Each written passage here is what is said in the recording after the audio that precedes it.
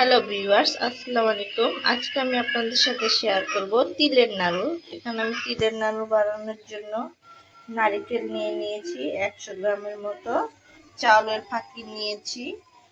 এখানে আমি 100 গ্রামের মতো গুড়ের ব্যবহার করব। আমি তিল নিয়েছি 250 গ্রামের মতো, আর এখানে আমি নিয়েছি চিনি 100 গ্রামের মতো। তো চলুন শুরু করা যাক। চুলার মধ্যে কড়াই দিয়ে দিয়েছি। এখন আমি তিলগুলোকে একটু ভেজে নিব, ফ্রাই করে নিব।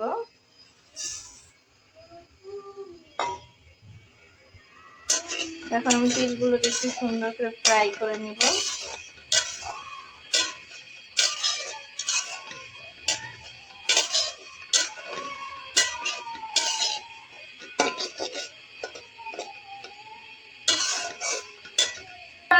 তো দেখছি আমার তিল ভাজা হয়ে গেছে। এখন আমি এটাকে ঢেলে নিব।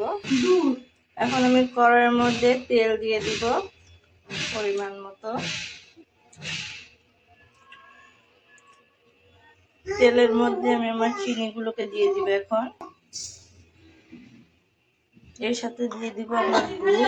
তো আমি চিনি আর গুড়টাকে একটু গলিয়ে নিব তেলের মধ্যে। চিনি আর গুড়টাকে সুন্দর করে গলাবো।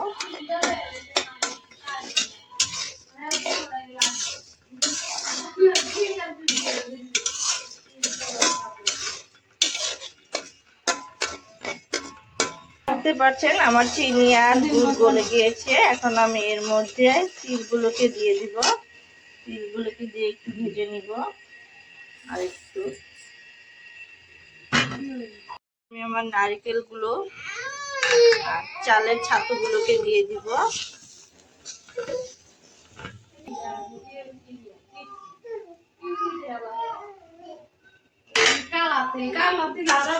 এখন আমি এটাকে নাড়িয়ে ছেড়ে সুন্দর করে মিশিয়ে নিব।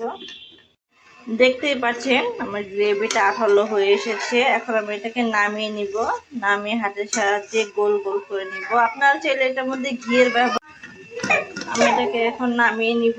নামিয়ে হাতের সাহায্যে গোল গোল করে নিব। আপনারা চাইলে এটার মধ্যে ঘিয়ের ব্যবহার করতে পারেন, তাহলে সেটা আরেকটু সুন্দর হবে আর গ্রানটাও খুব সুন্দর হবে, ফ্লেভারটা।